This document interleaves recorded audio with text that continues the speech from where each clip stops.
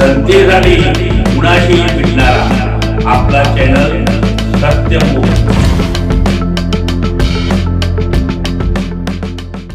हद्दवाढ विरोधी धरणे आंदोलन। जिल्हाधिकारी कार्यालय कोल्हापूर येथे एक दिवसीय वडणगेसह 42 गावांचा कोल्हापूर महानगरपालिकामध्ये समाविष्ट होऊ नये म्हणून सर्वपक्षीय हद्दवाढ विरोधी कृती समितीच्या वतीने हे धरणे आंदोलन करण्यात आलं।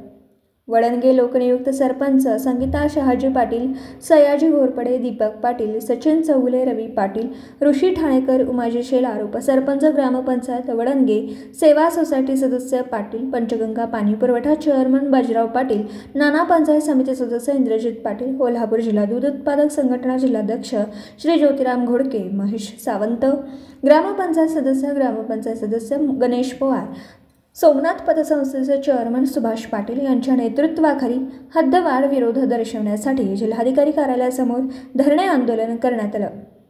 तसेच वडणगेसह 42 गावं सोमवारी दिनांक 24 मार्च 2025 रोजी बंद ठेवण्याचा निर्णय घेण्यात आला। सत्यमुख प्रतिनिधी ज्योतिराम घोडके, वडणगे तालुका करवीर। आज 20 गावच्या हद्दवाढीसाठी प्रस्ताव दिलाय। या ठिकाणी या सगळ्याच गावांचा कोल्हापूर शहरामध्ये हद्दीत येण्याचा विरोध आणि मला वाटतं की प्राधिकरण या ठिकाणी जाहीर झाले। उद्या बैठक देखील होणार आहे, काय नाही उद्याची बैठक आहे मला माझ्या माहितीप्रमाणे जनतेसाठी कुणाशीही भेटणारा आपला सत्यमुख। लाईक करा, शेअर करा आणि बेल आयकॉन ऑन करा। मित्रांनो, विसरू नका।